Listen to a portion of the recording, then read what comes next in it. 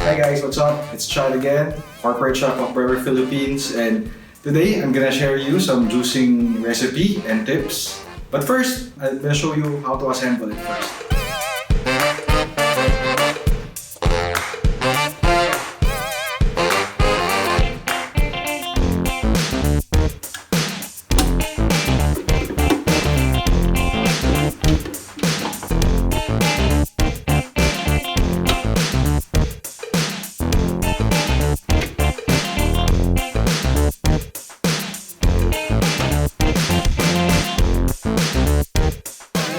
Some cleaning tips na to minimize the cleaning, it's best na malagay tayo ng plastic bag sa pot bin.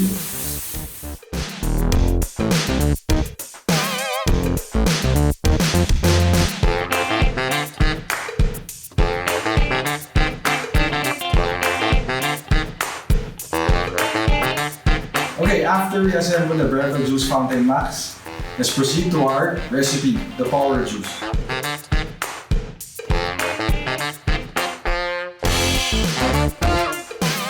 So, meron siyang 84mm white feed tube. So, kasyang-kasya na agad yung isang buong sayote. Like this.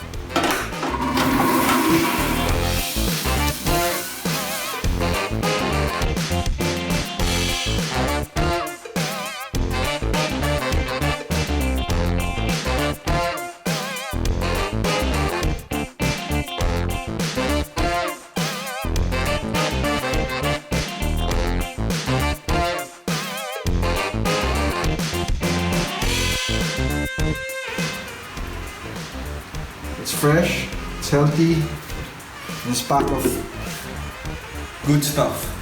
So cheers to good health, guys.